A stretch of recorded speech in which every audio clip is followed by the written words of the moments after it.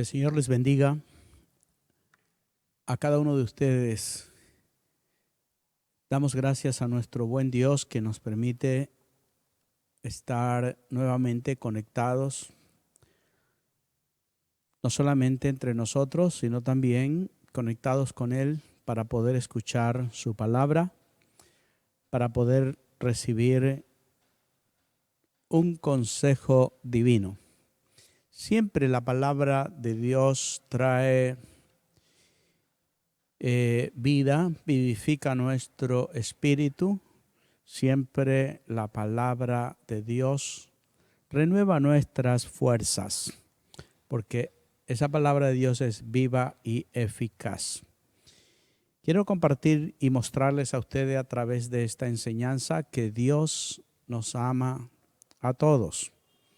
¿Por qué le he puesto así a esta enseñanza? Porque Dios ama a todos, sin excepción de personas.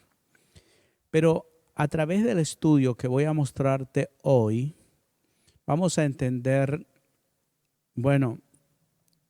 que así como Dios ama a todos incondicionalmente, pues su justicia,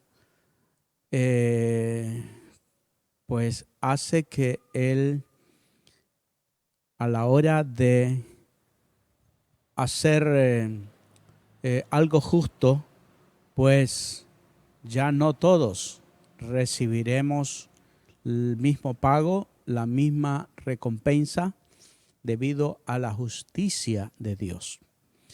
Leemos en Romanos capítulo 5, verso 8, que dice la palabra de Dios así: Mas Dios muestra su amor para con nosotros, en que siendo aún pecadores, Cristo murió por nosotros. Dios muestra su amor para con nosotros. Es decir, que el Señor demostró cuánto nos ama.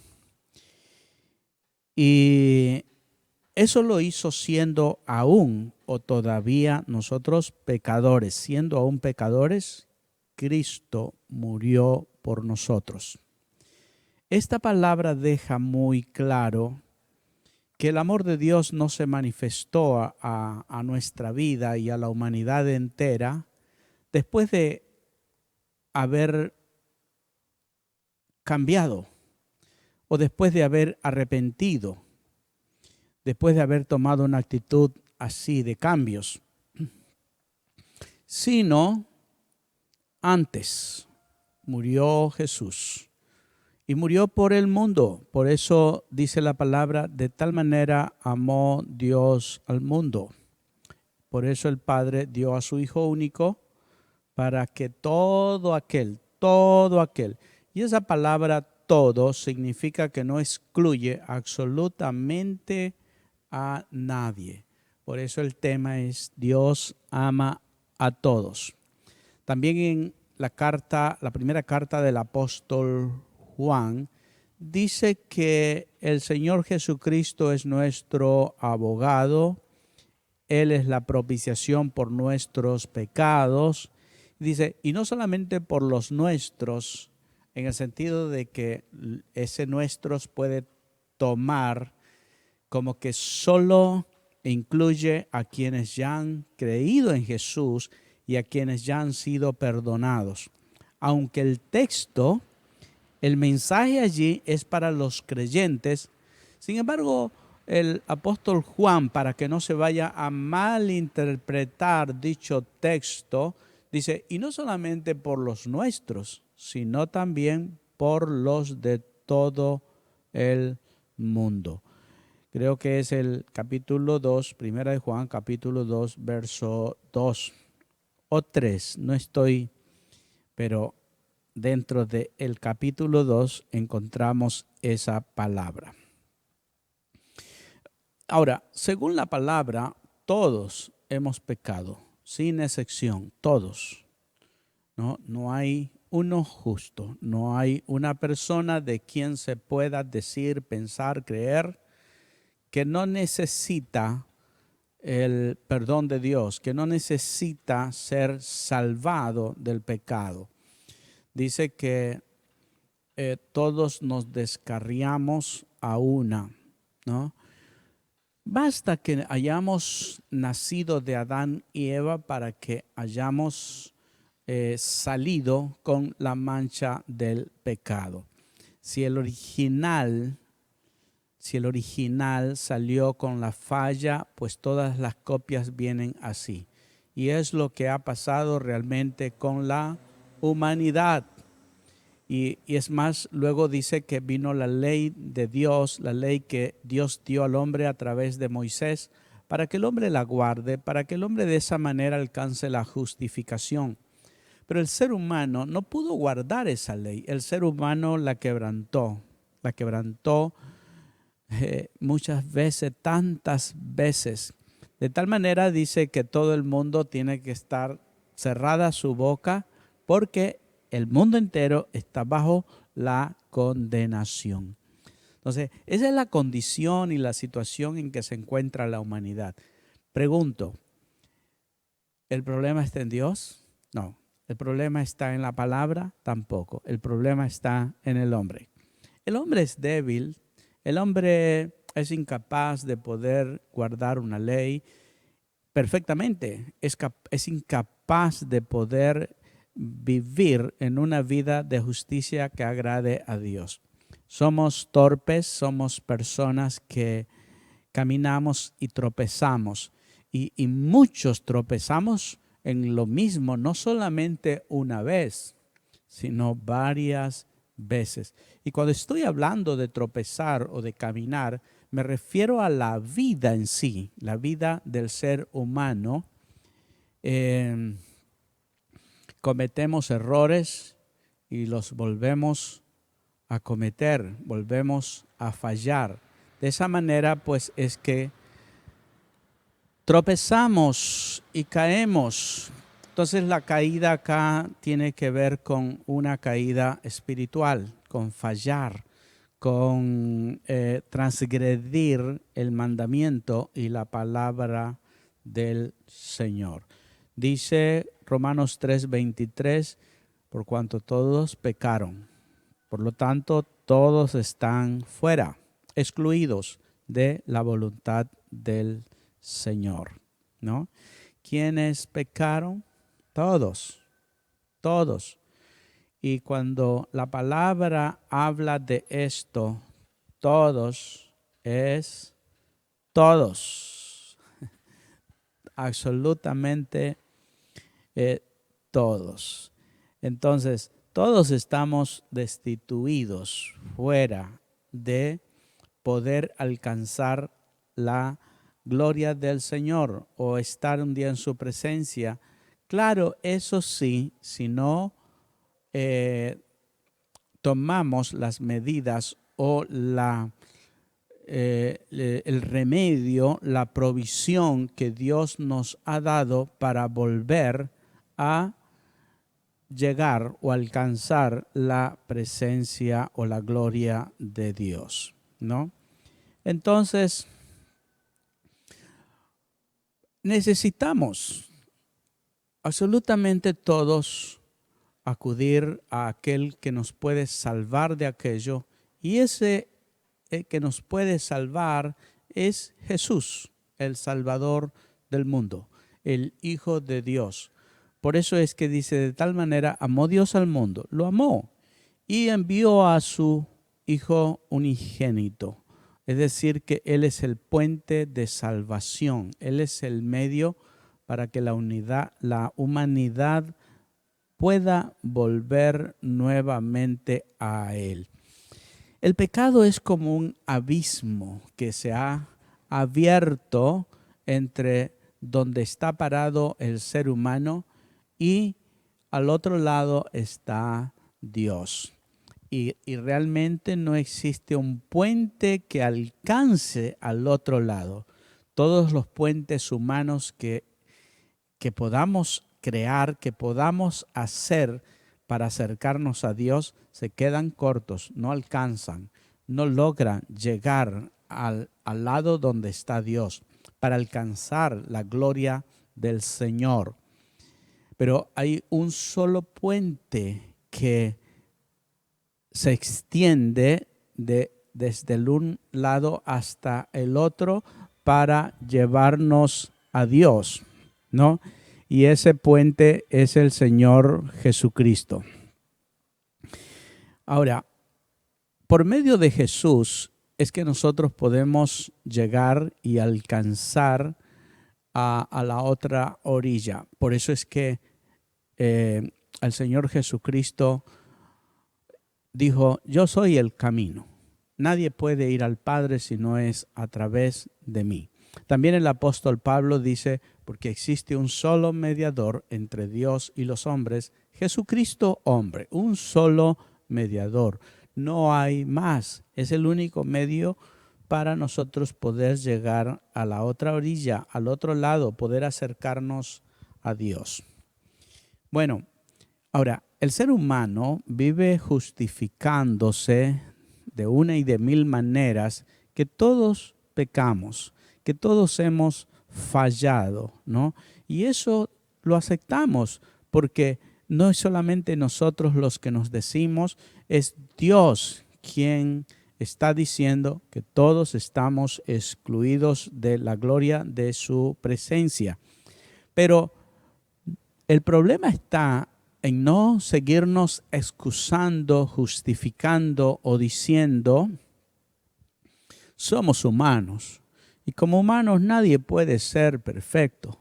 Nadie puede alcanzar la gloria de Dios. Nadie puede llegar a agradar a Dios perfectamente. Quiero decirte que nosotros somos pecadores perdonados. Pecadores perdonados. O sea, acepto que soy un pecador, pero la diferencia es que he sido perdonado por aquel que vino a morir en la cruz por mí. Y tengo ese perdón porque me acerqué a aquel que es la solución para mi problema, al Señor Jesucristo. Y tú tienes también esa misma opción, esa misma oportunidad. Es decir, que Dios extiende su perdón, pero a todo aquel que acude a aquel que murió para que a través de su muerte poder obtener nuestro perdón. A través de aquel que vino para justificar la falta que hemos cometido. Y ese es el Señor Jesucristo. Entonces, cuando hablamos nosotros de que es necesario que el pecador venga a Jesús, la gente nos está mirando o está pensando que nosotros nos creemos ahora santos y perfectos y que excluimos a los demás. No, estamos hablando de algo así, pero estamos hablando de que hemos dado ya un gran paso, hemos reconocido que somos pecadores, hemos reconocido que estamos excluidos de la gloria del Señor, estamos fuera de su reino, mas a través de Jesús hemos obtenido el perdón. A través de Jesús hemos logrado el perdón de nuestro Padre Dios para poder tener comunión con Él sin ningún impedimento. Todo eso es lo que significa que Jesús es un mediador. Todo eso significa que Él es el camino que nos lleva al Padre. Porque muchas veces podemos tomar este texto. Es verdad que está hablando acerca de llevarnos a su reino eterno. Pero no solamente necesitamos después de muertos ir a la presencia de Dios. Ahora mismo nosotros tenemos la oportunidad de tener una buena relación, una buena comunión con nuestro Padre Dios. ¿Cómo lo hacemos? Cuando nos acercamos a través del Señor Jesucristo, confesando nuestros pecados y poniendo nuestras vidas en las manos de Él para ser perdonados, ¿no? Ahora, por otra parte, los seres humanos viven pensando y diciendo que O sea, hay muchas personas que dicen, bueno, es verdad que soy un pecador, pero lo que he hecho no es tan malo, ¿no? Creemos que no habría razón para que Dios nos condene. Pero cuando tú lees las Escrituras y entiendes las cosas, te darás cuenta, el apóstol Pablo dijo que Dios lo sujetó todo bajo pecado, pero también al mismo tiempo da una oportunidad a todos, porque eso es justicia. Lo sujetó a todos bajo pecados para luego tener misericordia de todos. Ahora, usted dirá, pero ¿por qué?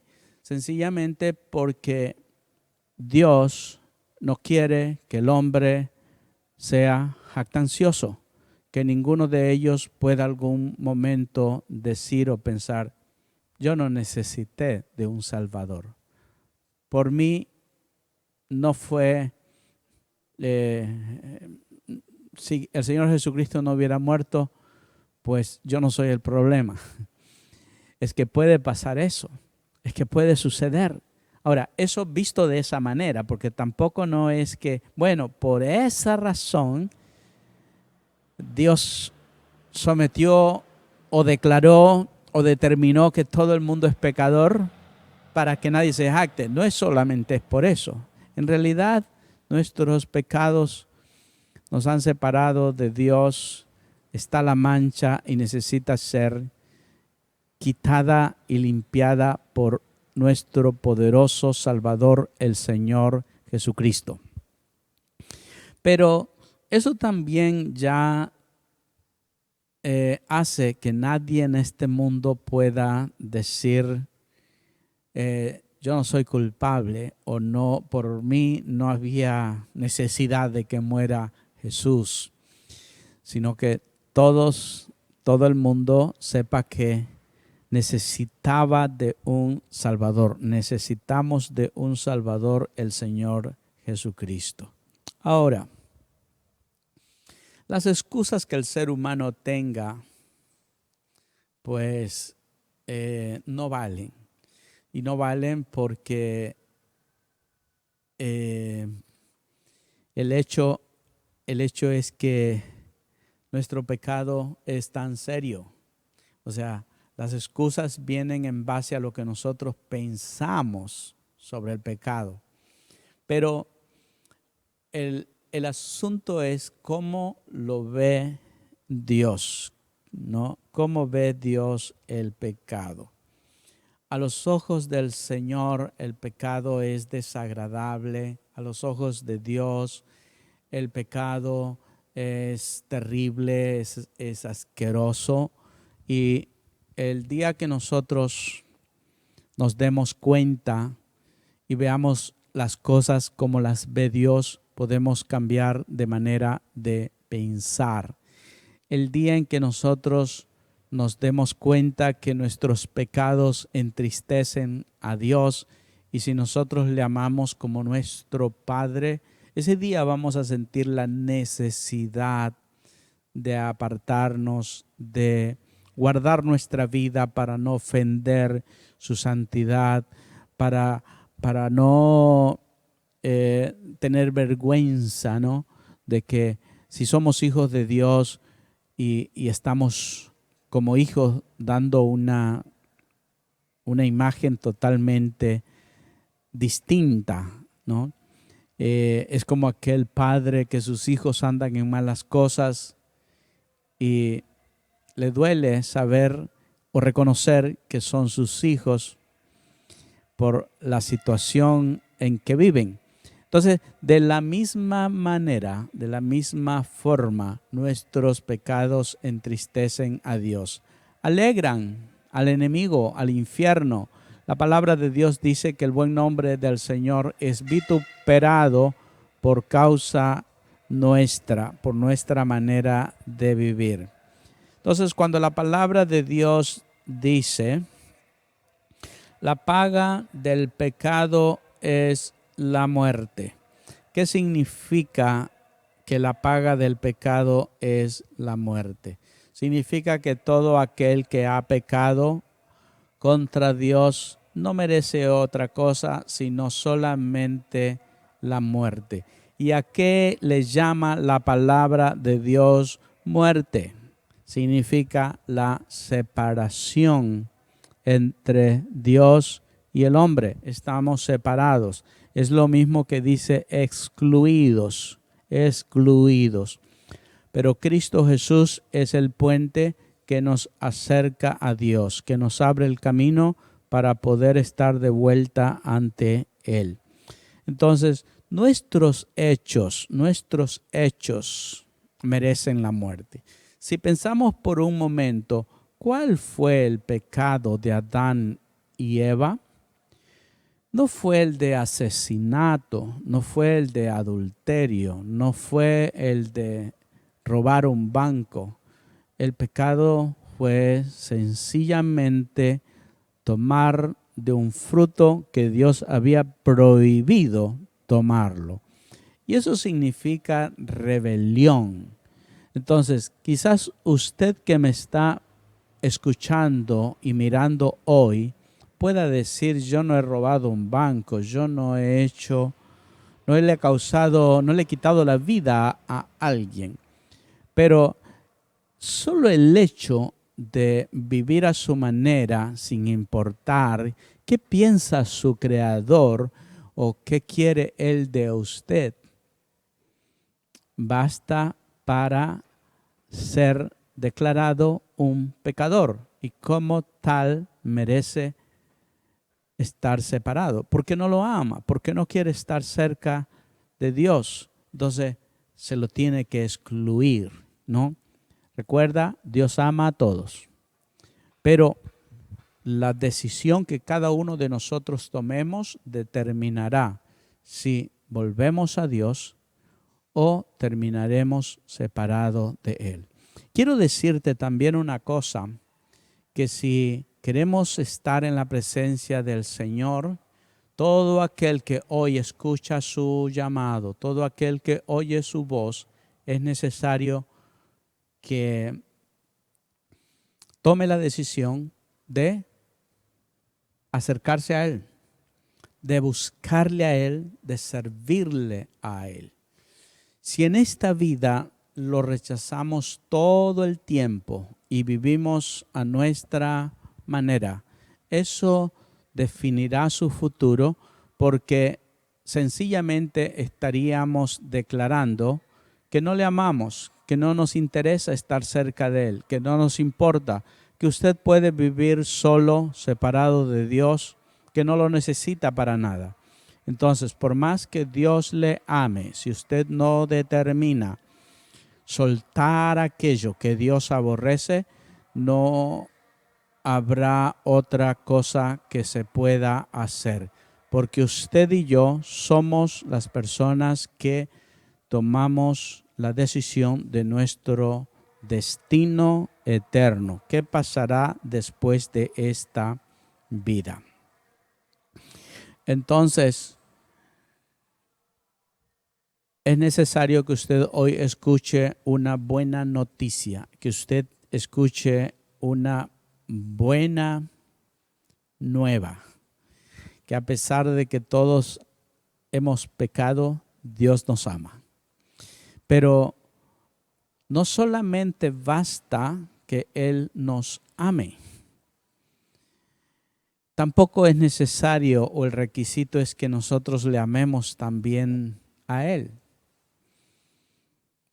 Pues al menos al principio eso no ocurre. El apóstol Juan escribió y dijo: en esto consiste el amor de Dios, no en que nosotros le hayamos amado a Él, sino que en que Él nos amó a nosotros primero.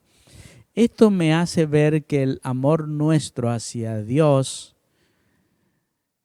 empieza después, al ir entendiendo y también al ir experimentando cuánto nos ama Él, cuánto ha hecho por cada uno de nosotros, cuánto nos llama para que nos acerquemos. Dios dice, venid luego y estemos a cuentas. Estemos a cuentas es, ven, acércate y arreglemos esto. Ese es el llamado que hace Dios a la humanidad, al hombre pecador. Venid luego y estemos todos a cuenta.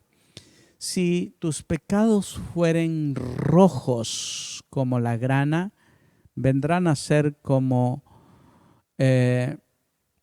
una, si son rojos como el carmesí, vendrán a ser blancos como la lana.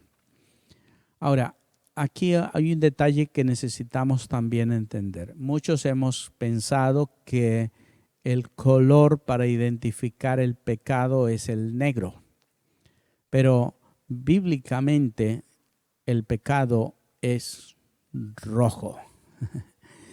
Es rojo. Cuando Esaú vendió su primogenitura, lo cambió por un guiso rojo. Y Esaú significa eso, rojo. Entonces, el pecado es tipificado por la palabra con el color rojo. Entonces, si vuestros pecados fueren rojos como la grana, Él está dispuesto a emblanquecerlos con su preciosa sangre, la sangre del Señor Jesucristo. Ahora, eso es algo que está en un sentido espiritual, porque ¿cómo puede ser que la sangre ponga blanco? O eso significa justificar, dejar blanco y limpio tu testimonio, tu vida, tu pasado, de tal manera que lo que se puede ver es una hoja en blanco donde no hay acciones malas que usted y yo hayamos cometido, porque hemos sido justificados por medio de la sangre preciosa del Señor Jesucristo, ¿no? En Romanos 6:23, texto que hemos leído, la segunda parte dice, mas la dádiva de Dios es vida eterna en Cristo Jesús. Todos pecamos. Estamos excluidos. Merecemos la muerte. Pero Dios que nos ama nos da una oportunidad a todos mientras estamos en este mundo. Por eso la palabra de Dios dice, mientras hay vida, hay esperanza. Ese es otro asunto que quiero dejarlo muy claro en este día con las personas que escucharán este mensaje. Quizás lo grabe, quizás lo escuchen después, pero ese es el mensaje dado por nuestro buen Dios. Mientras hay vida, hay esperanza. Eso dice la palabra. Entonces, ¿qué significa eso? Que una vez que usted muere y parte de este mundo, ya es imposible querer arreglar la condición del muerto, ¿no? Porque Dios está dando un regalo. La palabra dádiva quizás no sea tan usada en nuestro medio, pero significa regalo, significa que Dios por eso no te cobra. Sencillamente, si tú lo quieres, ven por Él. Entonces, si yo me acerco a un lugar donde estoy regalando algo, le digo a la multitud, le digo a las personas, ¿quién quiere un libro de estos? Entonces, el que quiere, venga y llévelo, tómelo. Entonces, es lo mismo que está haciendo Dios, ofreciéndole al pecador el regalo del perdón, el regalo de la justificación, el regalo de que hoy día usted puede solucionar todo el problema que le impide acercarse a Dios si tan solamente pone su vida en las manos del Salvador, el Señor Jesucristo, ¿no? Pues si estamos hablando de un regalo, ¿no? Es decir, que no hay que dar a cambio nada. No tengo que pagarlo. No tengo que hacer una manda. No tengo que cumplir un sacrificio.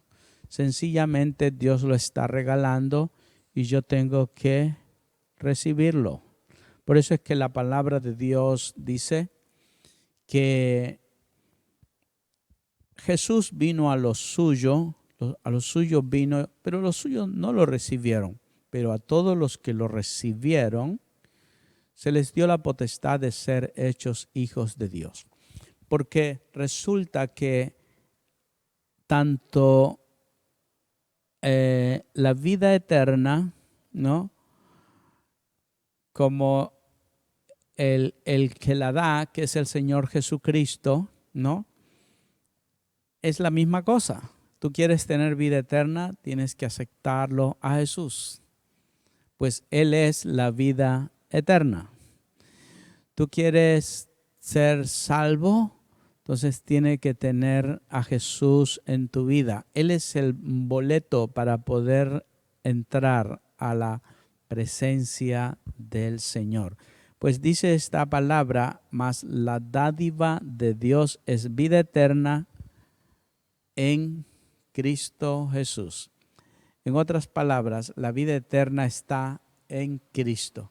Cuando tú tomas y aceptas a Jesús en tu corazón, pues estás recibiendo la vida eterna, porque la vida eterna está en Jesús, ¿no?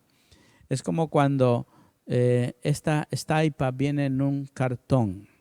Al recibir el cartón, estoy recibiendo lo que está dentro de ella o lo que contiene.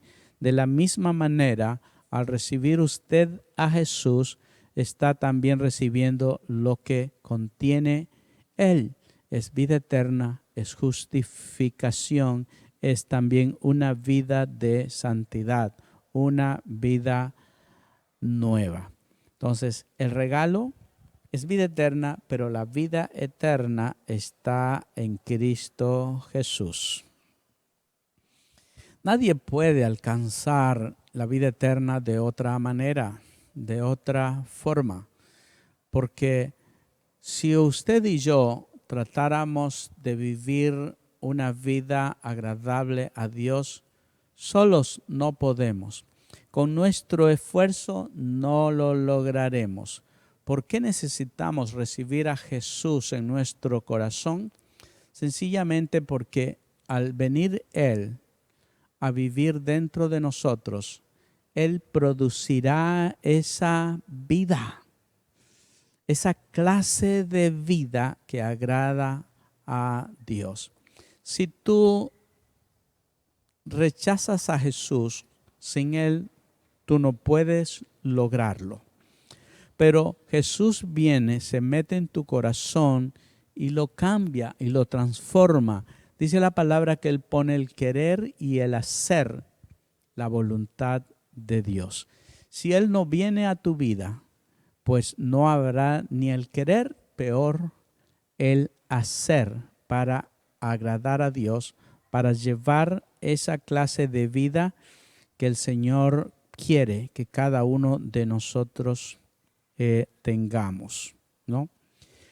Quiero decir esto también, que si usted muere sin haber aceptado a Jesús como el Señor y Salvador, la palabra de Dios nos dice que estará condenado eternamente a vivir excluido de la gloria del Señor. Entonces, si nadie va al Padre si no es por medio del Señor Jesucristo, es decir, que nadie, absolutamente nadie, irá a la presencia de Dios si no tiene a Jesús en su corazón. Necesitamos del poderoso Salvador. Necesitamos de aquel que es la vida eterna. Y para eso pues es necesario que nosotros tengamos una actitud de reconocimiento que necesitamos ser salvados.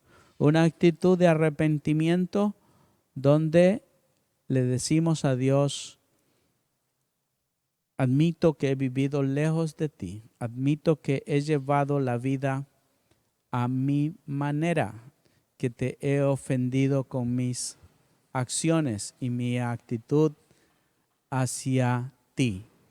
Por lo tanto, hoy te pido que me perdones. Por lo tanto, hoy necesito que tú me aceptes tal como soy, con todos mis pecados. Pues la palabra de Dios dice que el que encubre sus pecados no prospera, pero el que los confiesa y se aparta alcanzará misericordia. Encubrir, ¿cómo lo encubrimos? Encubrimos el pecado al justificarnos, al decir que no hemos pecado, al pensar que no necesitamos arrepentirnos de nada. Sencillamente es como que les estemos diciendo a Dios: ¿de qué me voy a arrepentir? Yo no he hecho nada malo. Pero si Dios dice que hemos pecado, hemos pecado. Necesitamos de un Salvador. Ahora, ¿por qué no reconocer? ¿Por qué no pedir a Jesús que nos perdone? Si la palabra dice que si los confesamos y nos apartamos, alcanzaremos misericordia. No sé cuántos de ustedes reconocen que han hecho lo malo, que han hecho cosas tan terribles y a veces son tan grandes que nos ponemos a mirar luego que hemos hecho lo que hemos hecho y podemos decir: ¿cómo pude llegar a tal punto? ¿Cómo pude hacer aquello? ¿No? Y algunos quizás han estado pensando hasta el día de hoy que no tienen perdón, que no hay oportunidad. Pero esta palabra es para ti, para decirte que Dios sí te da una nueva oportunidad. Dios hoy día te ofrece como un regalo la vida eterna, ¿no? Todos estábamos muertos en delitos y pecados, mas la dádiva de Dios es vida eterna en Cristo Jesús. Si hoy tú quieres dar el paso y acercarte a Dios, tener paz con Él, tener su perdón, tienes que hacer esta sencilla oración. Dile: Señor Jesús, en este día me acerco a ti, reconozco que he hecho lo malo delante de tus ojos. Y por medio de tu palabra he entendido que estoy excluido, estoy fuera de tu gloria eterna. Hoy quiero, Señor, que me perdones. Hoy me vuelvo a ti de todo corazón. Yo quiero experimentar sobre mi vida. Quiero alcanzar misericordia. Quiero tener tu favor. Gracias te doy, Señor, en Jesucristo. Ahora, si tienes la necesidad de que Dios arregle una situación en tu vida, puede ser económica, puede ser familiar, puede ser de salud, Él también es la provisión para cada una de nuestras necesidades. Así que voy a orar por ti. Padre, en el nombre de Jesús, oro por cada persona que está al otro lado de este medio, escuchando y recibiendo la palabra. Yo creo firmemente que no hay obstáculos para ti, Señor, que obras a la distancia, ya que tú eres omnipresente. Estás conmigo y estás con ellos también. Y estás allí, así como traes la convicción, la seguridad de que esta palabra, Señor, viene de ti. De la misma manera, tú hoy confirmas con señales, milagros y prodigios tu palabra y traes sanidad. Arreglas toda situación, Señor, en que las personas están viviendo. Quizás un hogar que se destruye, una vida que no puedes levantarte. Lo has intentado tantas veces y vuelves a caer en lo mismo. Pero siempre te apoyaste en tu propia prudencia. Mas hoy quieres decirle a Jesús que sea Él mismo salvándote, extendiendo su mano para levantarte Él lo hace. Él es nuestro Salvador. Si tú hiciste esta oración de todo corazón, te quiero decir que experimentarás la paz del perdón de Dios como una señal de que fuiste recibido y alcanzado por su misericordia. También confía en Él y Él hará el milagro que tú esperas para ti, para tu familia y para quienes dependen de ti. Que Dios te bendiga grandemente.